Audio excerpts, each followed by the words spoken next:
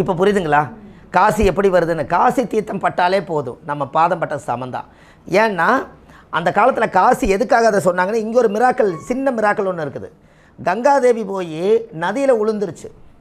அந்த நதியில் சொல்லிட்டு உழுகும்போது என்ன சொல்லிருச்சுன்னா, யார் வந்து எனக்கு காசி ஏன் போகணும்னு சொன்னதுன்னா, இந்த கங்காதேவி வந்து எல்லாரையும் கூட்டமாக கூடி நான் போய் இந்த கங்கா நதியில் போய் நான் மூழ்கி விழுக போகிறேன், இந்த கூட்டத்துக்குள்ளே யார் பாவம் செய்யாமல் எனக்கு இருக்கிறீங்களோ அவங்க வந்து என்னை தொட்டு தூக்கிட்டு வாங்கன்னு சொல்லியாச்சு. யார்? கங்காதேவி.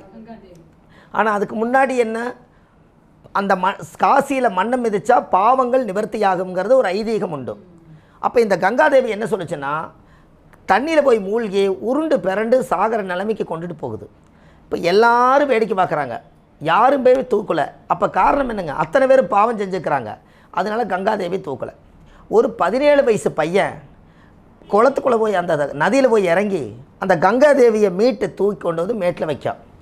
அந்த அம்மா கங்காதேவி கேட்டிருக்குது, நான் பாவம் செஞ்சவங்கள தொட வேண்டான்னு சொல்லிக்கிறேன்ல, நீ பாவம் செஞ்சுட்டு என்னை ஏன் தொட்டேன்னு கேட்கும்.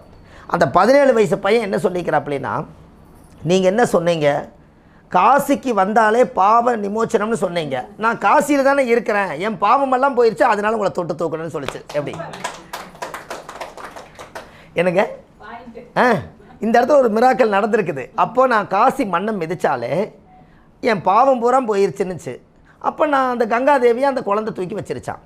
அப்போது இதுலேருந்து என்ன தெரியுதுங்க, அந்த மண்ணை மிதிச்சிட்டு வந்தால் நம்மளோட கர்ம வினை தீருமா. இதுக்கு 1 4 7 10 இருக்கிறவங்கள ஸ்டாப் பண்ணி அங்கே மட்டும் போயிட்டு மீதி இருக்கிறவங்க ஸ்டாப் பண்ணால் அது எப்படி? எல்லாருக்குமே அந்த பிராப்தம் என்ன, கொஞ்சம் யோசிச்சு பாருங்கள். இப்போ நம்ம பிஸி ஷெடியூல் இருப்போம், நாம் எண்ணத்தை போட்டு வைப்போம், 60 வயசில் எல்லா கடமையும் முடிச்சுட்டா அது இருக்குதோ இல்லையோ ஒரு முறை போயிட்டு வருவேன்னு. அந்த எண்ணங்கள் தான் முன்னோர்கள் செஞ்சு வச்சாங்கன்னு. அம்மா அந்த காலத்தில் மாட்டு வண்டி கட்டித்தானே அந்த வக்கிப்பிள்ளெல்லாம் எடுத்துகிட்டு ராந்தல் லைட் எடுத்துகிட்டு ஒரு ஊர் சீமைகளுக்கு போகிறதா இருந்தாலும் ஒரு குடும்பமே காளி வண்டி போகு கிழக்கு சீமையாட்டம், அப்புறம் மறுபடியும் திரும்பி வருவாங்க. ஆனால் காசிக்கு எப்படி நீங்கள் வண்டி கட்டி போவீங்கன்னு. அப்போ எண்ணங்கள் வேண்டுதல் தானே அன்றைக்கி கோரிக்கை நடந்ததுக்கு. உண்மையான லாஜிக்காக தானே, எந்த ஒரு பறவைகளும் இல்லையே போய் சேர்றதுக்கு. அதனால தான் காசி வந்து ஒரு புண்ணிய ஸ்தலம். இதில் இன்னொரு விஷயம் என்னென்னு கேட்டிங்கன்னா, காசியில் 1 மணி நேரத்துக்கு 10 பிரேதம் வந்துக்கிட்டே இருக்குது. அது அந்த ஊரில் சாகிறது கொஞ்சம்தான். எங்கேருந்து வருதுன்னு கேட்டிங்கன்னா, வேண்டுதல் வச்சிட்றாங்க. நான் வந்து இறந்தேன்னா என்னை காசியில் ஃப்ளைட்டாவது பிடிச்சி கொண்டு போய் என்னை அங்கே எரிச்சிருங்கன்னு சொல்லிடுறாங்க. அப்போ இதுக்குன்னு ஒரு ட்ரஸ்ட் இருக்குது. அவங்களுக்கு அந்த பணத்தை கட்டிட்டா அவங்க எங்கே இறந்தாலும் அவங்கள பெட்டியில் வச்சு அவங்க ஃப்ளைட்டில் கொண்டு வந்து காசி கொண்டு தர்றாங்க. அதனால அவ்வளோ பிரேதம் வருது. எரிச்சிட்றாங்க, ராம் ராம்னு முடிஞ்சது. இன்னும் பாருங்கள், ஹரிச்சந்திரனுடைய அந்த காடு, ஹரிச்சந்திரன் அன்னைக்கு வந்து அந்த தன்னுடைய மகனை எரிச்சதை அந்த கங்கு தீய அன்னையிலேருந்து இன்றைக்கி வரைக்கும் எரியுது. யாராவது ஒரு பிரேதத்தை கொண்டு போய் அந்த பிரேதத்தை வச்சுட்டால் அந்த ஒரு சின்ன ஒரு கங்கு எடுத்து ஒரு பண்ணடையாடு இப்படி ஆற்றி அதிலிருந்து நெருப்பை பற்ற வச்சு அங்கேருந்து கொண்டு வந்து லிங்க் வைக்கிறாங்க. யாரும் தீப்பெட்டியில் பொறுத்துறதே இல்லை. அதான் கொல்லி, அதுக்கு தான் தோஷம் இல்லைங்கிறாங்களே. ஒருத்தர் இறந்துட்டா தீட்டுங்கிறீங்க. நான் சொல்கிற பாட்டில் தீட்டு யாராருக்கெல்லாம் இல்லைன்னு சொல்லுங்க பார்ப்போம். கொல்லி வைத்தோர், குடமுடைத்தோர், குளிமேட்டுக்கு மண்ணு தள்ளினோர், வாக்கரிசி போட்டோர், இறை எடுத்தோர், மொட்டை எடுத்தோர், வஸ்திரம் வாங்கினோர் அனைவருக்கும் தீட்டு. இப்போ சொல்லுங்கள், யாருக்கு தீட்டு இல்லைன்னு? வஸ்திரம் வாங்கினோர், அதான் வஸ்திரம். ஏன் அதை சேர்த்திட்டேன்? ஐயா கரெக்டாக சொன்னார். பங்காளிகளுக்கெல்லாம் வந்து வேட்டு துண்டு எடுத்து கொடுத்தா இவங்க ஒரு பண்ட பாத்திரம் எடுத்து கொடுப்பாங்க. அப்போ வஸ்திரம் என்னத்துக்கு வாங்கின? இவர் இறந்ததுனால தானே வஸ்திரம் கிடச்சிது. அப்போ நீ கோடி போட்டிருப்பீங்க, அங்கே கோடி போட்டீங்க, இங்கே ஒரு கோடி வரணுமில்ல. அதனால தான் கொல்லி வைத்தோர், குடமுடைத்தோர், குளிமேட்டுக்கு மண்ணு தள்ளினோர், வாக்கரிசி போட்டோர், இறை எடுத்தோர், மொட்டை எடுத்தோர் அனைவருக்கும் அந்த சமுதாயத்துக்குள்ள ரத்த சம்பந்த உறவுகளுக்கு அனைத்துக்கும் தீட்டு. இதில் ஒரு அடப்பு தோஷம் ஆகிடுது. நல்லா யோசிச்சு பாருங்கள், அடப்பாகுதா இல்லையா? அந்த அடப்பு தோஷம் ஆயிடுச்சுன்னா அது எவ்வளோ நாளைக்கு வச்சுருக்காங்க? இப்போ திருவோணம் முடிஞ்சு அவிட்டம், சதயம், பூரட்டாதி, உத்திரட்டாதி, ரேவதி 6 நட்சத்திரத்துக்கு 6 மாதம் அடப்புங்களா? அவிட்டம், சதயம், பூரட்டாதி, உத்திரட்டாதி 5 நட்சத்திரமாமா? 5 நட்சத்திரக்காரர்களுக்கு தனிஷ்டா பஞ்சமி 6 மாதம் அடப்பு, 180 நாள் அடப்பு. கரெக்டுங்களா? சரி, இந்த 180 நாளை வந்து நீங்கள் கோயிலுக்கு போகக்கூடாது, மலை ஏறக்கூடாது, கடலில் குளிக்கக்கூடாது, ஒரு விசேஷம் நடத்தக்கூடாது, இப்படியெல்லாம் முன்னோர்கள் சொல்லி வச்சுக்கிறாங்களா? இது எதற்காக சொல்லி வச்சுக்கிறாங்க? இதை மீறி ஒரு ஆள் வந்து என்கிட்ட கேட்டார், சார் நாங்கள்லாம் வீடு வாசலில் எல்லாம் வாடகை வீட்டில் இருக்கிற 6 மாதமெல்லாம் அடைச்சி விளக்கெல்லாம் போடுறதுக்கெல்லாம் வசதி இல்லை, நான் அதனால் ஒரே 6 மாதத்துக்கு 6 3 18 180 சூடத்தை ஒன்றா கொளுத்தி நான் சாமி கும்பிட்டு போட்டு நான் பொழப்பு பார்க்குறேன்னாரு. சரி நீ டாக்டர்கிட்ட போய் 6 மாதம் உனக்கு நோய்க்கு மருந்து கொடுப்பாரு, 180 மாத்திரை வாங்கி நீ ஒன்றா முழுங்கு நீயும் போயிடுவேன் நான். அவர் சொன்னேன், அப்படிலாம் முடியாதுங்கன்னாரு. அப்புறம் எப்படி முடியும்? புரிஞ்சுங்களா? நீ டாக்டர் ஒரு 6 மாதத்துக்கு நோய்க்கு மருந்து கொடுப்பாரு, எல்லாம் ஒன்றா வாங்கிட்டு வந்து நீ ஒரே நாள் சாத் போட்டு நீ எப்படி போவேன்? சாத்தியமா? அப்படி முடியாதுங்க ஐயா அப்படின்னு. அப்படி முடியாதுங்களான்னு அவர் 2வது ஒருக்கா கேட்குறாரு, அப்படி முடியாதுங்களான்னு. அப்புறம் சரின்னு சொல்லிவிட்டு அப்புறம் நான் சொன்னேன், அந்த கொல்லி வைத்தோர் குடமுடித்த எதுக்காகன்னு கேட்டிங்கன்னா, அந்த அடப்பு முதல் எதுக்காக வைக்கிறது அப்படின்னு கேட்டிங்கன்னா, இந்த ஆத்மா வந்து இன்னொரு 6 மாதம் இன்னும் அதோட கோரிக்கை நிறைவேறலை. இந்த பூமியில் இன்னும் அந்த எண்ணங்கள் வந்து சாந்தி ஆகலை. நான் பேர குழந்தை பார்க்கலான்னு நினச்சேனே, பார்க்க முடியல. என் சொத்தெல்லாம் பிரித்து என் மகனுகளுக்கெல்லாம் கொடுக்கலான்னு நினச்சேனே, என் பேரம்பேத்திக்கெல்லாம் உயிர் எழுதி வைக்கலான்னு நினச்சேனே, கொடுக்கல. கடைசியில் நான் இந்த காணா போனவராவது திரும்பி வருவார், அதை பார்த்துட்டு நாங்கள் போயிடலான்னு நினச்ச முடியல. இந்த பாதியில் நான் வீட்டை விட்டுட்டு போகிறேனே அப்படின்னு இந்த ஒரு ஏக்கங்களில் தான் இந்த ஆத்மா என்ன பண்ணுது. ஒவ்வொருத்தருடைய இப்போ கணவன் மனைவி பிரிஞ்சிருக்கிறாங்க, மகனை நான் தான் பெற்றேன், அதுக்கு 2ம் பேசலையே, அதுக்கு 2ம் சேரலையே, நான் இப்போ போகிறேனே யார் சேர்த்துவா? இப்படித்தான் அந்த கோரிக்கைகள் எல்லாம் முன்னோர்கள் அந்த காலத்தில் என்ன பண்ணாங்க. இப்படியெல்லாம் வச்சதுனால தான் இந்த ஆத்மா என்ன பண்ணுதுன்னா, இன்னும் கொஞ்சம் நாளைக்கு ஆகுது இந்த இருந்து பார்ப்போமே அந்த உயிரை பிடிச்சி வச்சுக்குது. அதோடு இந்த உடல் கெட்டு போனதுனால உயிரும் சேர்ந்து போயிடுது. கரெக்டுங்களா? ஏன்னா அந்த வைத்தியம் பார்க்க முடியாமல் இதாகிடுது. அப்போ இந்த 6 மாதத்துக்கு இந்த ஏக்கம் இருக்கிறனால அந்த உயிர் அப்போ எங்கே இருக்கும்? எங்கே? அந்த வீட்டில் தான் இருக்கும். கரெக்டுங்களா? அப்போ அந்த இந்த உயிரை அடைச்சி வைக்கணும். இந்த உயிரை அடப்புங்கிறது என்ன? இந்த உயிரை அடைச்சி வைக்கணும். அதுக்கு என்ன பண்ணணும்னா, ஆதி கால பரிகாரத்தில் சொல்கிறேன், வெங்கல கிணத்துல நல்லெண்ணெய் விட்டு 1 ரூபா காசு வச்சு எல்லாத்தையும் முகம் பார்க்க சொல்லுவாங்க. இந்த 1 ரூபா காயினை பாரும்பாங்க. நீங்கள் 1 ரூபா காயினை பார்ப்பீங்க, உங்கள் முகத்தில் பதிவாயிரும், நீங்கள் அதை மறந்துடக்கூடாது. எப்படிங்க? வெங்கல கிணத்துல யாரெல்லாம் அதுக்கு சம்மந்தப்பட்டிருக்கிறீங்களோ, பேரம்பேத்தி பந்தம் முடித்தவங்க, எண்ணெய் அரப்பு வச்சவங்க, கோடிகளி போடுறவங்க எல்லாரும் வாங்காம்பாங்க. அது எல்லாம் அந்த காலத்தில் வெங்கல கிணத்துல 1 ரூபாய் காயினை போட்டு எல்லாரும் பாருங்கன்னா நம்ம எல்லோரும் பார்ப்போம். அந்த வெங்கல கிணத்துல அந்த நல்லெண்ணெய் ஊற்றினா எண்ணெய் கருப்பாக தெரியும், உங்கள் முகம் என்னாகும்? அதில் பதிவாயிரும். அப்போ அது சம்மந்தப்பட்டுறீங்க. இத்தனை பேர் ரொம்ப சந்தோஷம். இப்போ இருக்குதுங்கிறீங்க இல்லையா? சரி, அவங்க எல்லாம் சேர்ந்து அந்த வெங்கல கிணத்துல வச்சு முதல்ல அதை ஒரு பொட்டி கூடை போட்டு முதல்ல கமுத்தி 2 செங்கலை தூக்கி வச்சிடணும். அப்போ இந்த உயிரை இப்போ அடைச்சிட்டிங்க, கரெக்டாக? அப்போ வெளியில் வச்சு ஒரு புது தட்டு வாங்கி டெய்லி அதுக்கு 4 நேரம் சூடம் காமிச்சு ஒரு சொம்பு தண்ணி மாற்றி வைக்கணும். இது டெய்லி இது செய்யணும். இது ஏன் தண்ணியும் சூடமும் வைக்கிறோம், இந்த எண்ணெயை வைக்கிறோம் அப்படின்னு உங்களுக்கு தெரியணுமில்ல. எண்ணெய் மாற்றக்கூடாது. எண்ணெயெல்லாம் அடைச்சாச்சுங்க, எண்ணெய் அடைச்சாச்சு. இது மட்டும் இது மெயின். அதை ஓப்பன் பண்ணிடக்கூடாது. 6 மாதத்துக்கு அடப்பு. அப்போ இது என்ன பண்ணணும் அப்படின்னா, இந்த உயிர் வந்து நீங்கள் ஒவ்வொரு நாளும் சூடம் காமிக்க மேலே போகும்போது இருட்டாக இருக்குமா, அதோட வெளிச்சம் பட்டுச்சுன்னா இன்னும் கொஞ்சம் மேலே போகுமா. நீங்கள் சூடம் காமிக்கலைன்னா அது அங்கேயே நிற்குமா. எப்படி உங்களுக்கு புரிஞ்சுதா? மேலே போக போக கருக்கள் கூடிக்கும், மேல் ரோகத்துக்கு போகுது, அது சொர்க்கத்துக்கு போகுது. அந்த இடத்துக்கு போகும்போது நீங்கள் அசால்ட்டாக விட்டுட்டா இந்த ஆத்மாவுக்கு வழி தெரியாமல் கடவுளை அடையிறதுக்கு போகாதான். அதனால் இங்கே ஒரு சூடம் காமிச்சா இந்த ஆத்மாவுக்கு தெரியுமா, நான் வெளிச்சம் காமிக்கிறேன், நீ என்னை கூப்பிடுன்னு கடவுள்கிட்ட கேட்டுக்குமா. அதுக்காக சூடம் படுத்துறீங்க. போகிற வழியில் தண்ணி தாகம் எடுக்குமா. அங்கே நம்மளுக்கு என்ன மினரல் வாட்டராக கொண்டு வந்து கொடுப்பாங்க? இல்லைங்க, போகிற வழியில் ஆத்மாவுக்கு என்னமா கிடைக்கும்? அப்போ நீங்கள் இங்கே வைக்கணுமில்ல தண்ணி, இதை குடிச்சிட்டு தான் அது மேலே போகும். அப்போ தாகம் அடித்தா, தாகம் அடிக்கிறதில்லைங்க, அந்த தாகம் அடித்தா நீங்கள் இங்கே தண்ணி வச்சிங்கன்னா அந்த ஆத்மாவுக்கு தெரியும் இந்த தண்ணி குடிச்சு 100 மைல் மேலே போகுமா. இதுக்காக அதை வச்சாங்க. இன்னும் கொஞ்சம் போகிற இடத்துல இந்த சந்து பந்துக்குள்ளையெல்லாம் இந்த ஆத்மா நுழைஞ்சு போக முடியாத இடமெல்லாம் மேலே இருக்குமா. அதுக்கு தான் இந்த எண்ணெய் வச்சாங்கன்னா அது வலிக்கிட்டு மேலே போகுமா. எப்படி? இதெல்லாம் வச்சு தான் அந்த மேலே போய் படைச்ச அந்த ஆத்மா படைச்ச இடத்துக்கு போய் நீ என்னென்ன பாவங்கள் பண்ணினையோ அதுக்கெல்லாம் ஒரு தெராசு இருக்குது. எனக்கு தெராசு இருக்குது. இந்த கொண்டு வந்த பாவத்தெல்லாம் ஒரு தெராசில் வை, இன்னொரு நல்லதெல்லாம் ஒரு தெராசில் வை. எது இழுக்குதோ, பாவம் பண்ணால் அப்படியே நரகத்துக்கு போய்க்க, அப்படியே புண்ணியம் பண்ணால் நீ நந்தவனத்துக்கு போய்க்க, இப்படிங்கிறது அங்கே இருக்குது. புரிஞ்சுங்களா? இதனால தான் அடப்பு தோசத்துக்கு நீங்கள் கரெக்டாக செய்யணும். யாருமே செய்ய மாட்டேங்கிறாங்க சார். யார் வந்தாலும் ஒரு நாள்ல பண்ணிடுவாங்க. ஒரே நாள்ல நான் என்னங்கிறேன்னா இனிமேல் கொஞ்சம் ஒரு பயம் இருக்கும். எதுங்க, அசால்ட்டாக செய்கிறவங்களுக்கும் கூட இந்த பதிவை பார்த்தா இப்படியெல்லாம் முன்னோர்கள் கையாண்டுருக்காங்க, நாமளும் முடிஞ்ச அளவுக்கு செய்வோம். ஏதோ ஒரு இடத்துல ஒரு 6 மாதம் கோயிலுக்கு போகக்கூடாதுன்னு ஏன் சொன்னேன்னா, இந்த உயிர் இன்னும் ஆத்மா சாந்தியாகவே இல்லை. அப்போ வீட்டுக்குள்ளே பிரேதம் இருக்குது, அது எப்படி கோயிலுக்கு போயிட்டு வந்தால் புண்ணியம் வரும்? முறை அதுதானே.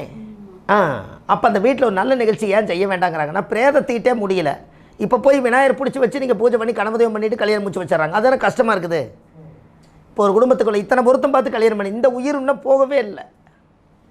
அப்போ இது ஆத்மா என்ன பண்ணுன்னா இந்த மாதிரி ஒரு விஷயத்தை அது ஏற்படுத்தும்.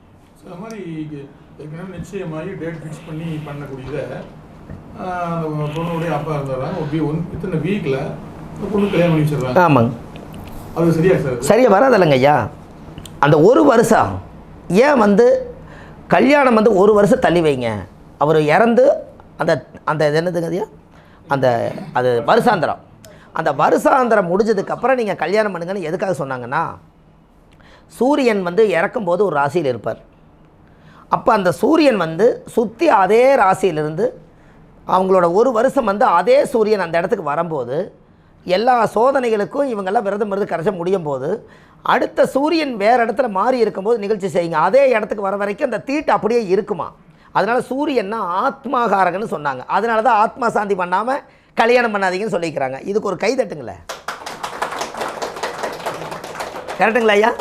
ஆத்மான்னு ஏன் சொன்னீங்கன்னா, பிறந்த சூரியனை கோச்சார சூரியன் சுற்றி அந்த ஆத்மா சாந்தி ஆகி அந்த வெளிச்சத்துக்கு மோட்சம் போனதுக்கப்புறம் அடுத்த கட்டத்திலேருந்து சூரியனை வச்சுக்கன்னு சொன்னாங்க.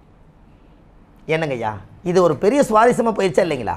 அப்போ இனிமேல் அடப்பு தோஷத்தை நம்ம முறையாக செய்து கொடுக்கறது ஒன்று. அப்புறம் ஜோதிடர்களுக்கு ஒரு நல்ல விஷயம், இறந்தவர்கள்கிட்ட நாள் குறிக்க நட்சத்திரம் குறிக்க அடப்பு தோஷத்துக்கு காசு வாங்காதீங்க. அது உங்கள் வீட்டுடைய பிரேத சாப நிவர்த்தி ஆகுங்கன்னு. ஜோதிடர் காசு வாங்க வேண்டாம், நான் வாங்கிறதில்ல. அவரே இறந்து போயிட்டார், அவர் காசை வாங்கி அரிசி பருப்பு சோறாக்கி குழம்பு வச்சு சாப்பிட்டா நமக்கு தானே பிரேத தோஷம். எனக்கு ஐயா, அவரே அந்த ஆத்மா சாந்தி ஆயிடுச்சு. அவர்கிட்ட இருந்து 100 ரூபாய் வாங்கு, அதுக்கு ஒரு வழி இல்லாதவங்க வாங்குறாங்கன்னு வச்சுக்கோங்க. இருந்தாலும் அதில் ஒரு தர்மம் பண்ணிட்டு செய்யுங்கிற நான். ஏன்னா வாங்காதீங்கன்னு சொன்னால் எங்களுக்கு தொழிலே அதுதான்ருவாங்க. இருந்தாலும் அதில் ஒரு தர்மம் பண்ணிட்டு பையங்கிறாங்க. ஏன்னா தர்மங்கள் செய்ய செய்ய கருமங்கள் குறையுமா. தீரும்னு எந்த புக்கிலும் இல்லை. கரெக்டுங்களா ஐயா? தீர்மன் எந்த புக்கிலும் இல்லை. கொஞ்சம் குறைக்கல அந்த பூலோகத்தில். நம்ம சார் நம்ம 120 வருஷம் தானே ஆண்டவன் எழுதி வச்சுருக்காரு. கோயில் 5000 வருஷம் வாழுது, ஆனால் ஆத்மா 1000-2000 வருஷம் வாழுது. இந்த உடம்பு 120 வருஷம் தானே வாழுது. நல்லா யோசிச்சு பாருங்கள். சூரியன் என்ற நட்சத்திரம் முடக்குன்னு தானே சொன்னாங்க ஐயா. சூரியன் என்ற நட்சத்திரம் முடக்கு. அப்போ சூரியன் என்ற நட்சத்திரம் ஏன் முடக்குன்னு வச்சாங்க? அப்பாவோட உயிர் கருவோய் அம்மாவோட கர்ப்பத்தில் வச்சு அந்த 300 நாள் கிளம்பிச்சு சந்திரனுங்கிற தாய் வழி தானே வெளியில் வருதுன்னு. அதனால தானே சந்திர நட்சத்திரத்தை நீங்கள் எடுத்துக்கிட்டீங்கன்னா ராசிக்கு. ஆனால் உருவாக்குனது எந்த நட்சத்திரம்? அவர் உருவாக்க நட்சத்திரம் உங்களுக்கு இருக்குதில்லைங்க.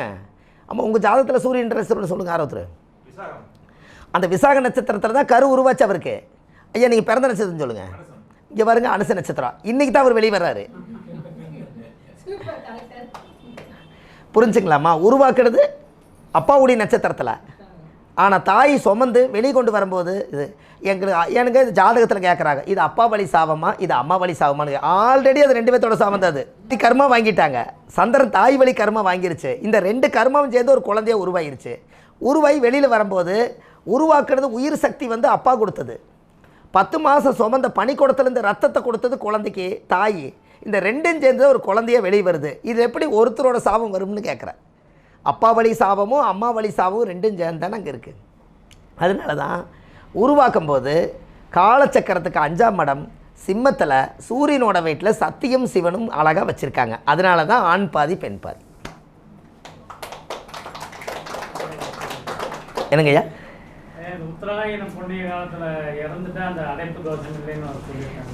அதாங்க ஐயா, இவங்க இந்த புண்ணிய காலத்தில் சொல்கிறாங்க. நான் என்னங்கன்னா, இந்த இறந்த ஆத்மாவுக்கு ஒரு தீட்டை செஞ்சுருங்கிற. இது ஆகாதுன்னு சொன்னால் அவங்க எல்லாம் மாற்றி போகிறாங்க. இப்போ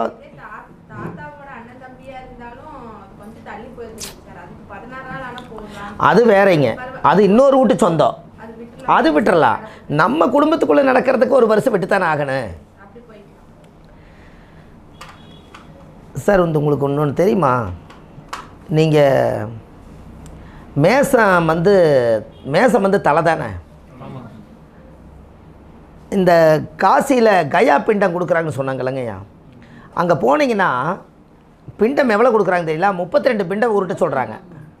அது ஏன் 32 பிண்டம்னு கேட்டிங்கன்னா, தாத்தாவோட வம்சாவளி, பாட்டியோட வம்சாவளி, பாட்டனோட வம்சாவளி, பாட்டியோட வம்சாவளி, அண்ணன் சம்சாரம், தம்பி சம்சாரம், இதுலேயே 10 வந்துடுது. இந்த பக்கம் தாய் மாமன் சம்சாரம், இவங்களுக்கெல்லாம் ஒரு பிண்டம். இந்த பக்கம் ஆத்தா, இந்த பக்கம் அப்பாவோட கூட பிறந்தக்கு ஒரு பிண்டம், இந்த பக்கம் தங்கச்சிக்கு ஒரு பிண்டம், இந்த பக்கம் கூட பிறந்த இளைய சகோதரர் அவருக்கு ஒரு பிண்டம், மூத்த சகோதருக்கு ஒரு பிண்டம். இவங்கெல்லாம் இறந்து போயிட்டா கடைசியில் 30 பிண்டம் கொடுத்துட்டு 2 பிண்டத்தை நிறுத்துங்கன்ட்டாங்க. அந்த 2 பிண்டம் என்ன பிண்டம் தெரியுமா? உங்களுடைய யாரோ ஒருத்தர் நட்பாக வாழ்ந்திருப்பாங்க, அவர் காணாத இடத்துல போய் அனாதையாக இறந்துருப்பார், அவருக்கு நீங்கள் இளவுக்கு போயிருக்க மாட்டீங்க. அனாதையாக நம்ம குடும்பத்தில் மனநல பாதிக்கப்பட்டவங்க எங்கேயாவது போயிருப்பாங்க, அவங்களுக்கு நம்ம கொடுத்துருக்க மாட்டோம். நம்ம முன்னோர்களெல்லாம் யாருன்னு பேரும் தெரியாது ஊரும் தெரியாது, அதனால் அவங்களுக்கு எல்லாத்துக்கும் சேர்த்து வச்சு ஒரு பிண்டம் வந்து 31. 32வது பிண்டம் எதுன்னு கேட்டிங்கன்னா, நீங்கள் வீட்டில் வளர்த்தக்கூடிய நாய்க்குட்டி செத்து போச்சுனாலோ பறவைகள் செத்து போச்சுனாலோ அதனுடைய உயிர் ஜீவராசிகளை பறவை, புறா, காக்கா, குருவி, நாய்க்குட்டி, பூனைக்குட்டி, இது எல்லாம் வாயில்லாத ஜீவிகள்லாம் இறந்துட்டா இதுக்கெல்லாம் ஒரு பிரேத சாபம் அந்த வீட்டுக்குள்ளே வரக்கூடாதுங்கிறதுக்காக தர்ம பிண்டம்னு ஒன்று. இப்போ 32 பிண்டம். இந்த 32 கூட்டுங்க. Very good. 5ஆம் நம்பர் கிரகத்தில் சொல்லுங்கள். புதன் எங்கே நேசம்? அப்போ மோட்சராசி எது? மோட்சராசி மீனம். 12ஆம் இடம் மோட்சம். காலச்சக்கரத்துக்கு 12 மோட்சம். புதன் என்பது மகாவிஷ்ணு. அதனால தான் கயாவில் போய் எல்லா பிண்டத்தையும் பூஜை பண்ணி ஒன்றா சேர்த்தி வச்சு, மீனம் என்பது பாதம், அங்கே தான் மகாவிஷ்ணுடைய பாதம் இருக்குது. அந்த பாதத்தில் கொண்டு போய் அத்தனை பிண்டத்தை வச்சு உங்கள் நெத்தியை கொண்டு போய் வைக்கிறீங்க. அன்னையோட மோட்சம். எப்படி என்னங்க ஐயா? விஷ்ணு பாதத்தில் தான் கொண்டு போய் அங்கே வந்து கன்னி செவ்வாய் கடலும் வத்துன்னு ஒரு பாட்டு இருக்கா இல்லையா? அப்போ மீனத்துலேருந்து நேராக எங்கே பார்க்கும்? Very good. அப்போ கண்ணியில் என்ன நட்சத்திரம் இருக்குது? தண்ணி நட்சத்திரம். தண்ணி அஸ்த நட்சத்திரம் இருக்குது. அப்போ அஸ்த நட்சத்திரம் அங்கே இருந்ததுனால அங்கே சீதாதேவி என்ன பண்ணுது? சாபம் விட்டதுனால அந்த தண்ணி ஊரை இங்கே கன்னி செவ்வாய் கடலும் வத்தும். அதனால் கயாவில் தண்ணி இல்லை. எப்படி வத்தி போச்சு. அப்போ அந்த புதன் தான் நீசமாயிட்டார். அப்போ அங்கே இருக்கக்கூடிய ஓட்டை போட்டதுனால, அஸ்தம் இங்கே தண்ணி இருக்கிறனால, கடலில் இருக்கிற தண்ணிக்கு ஓட்டை போட்டதுனால பூரா பொத்துட்டு கண்ணிக்கு வந்துருச்சு. அதனால கன்னி செவ்வாய் கடலும் பத்து. மீனத்தில் கடல் தண்ணி இல்லை.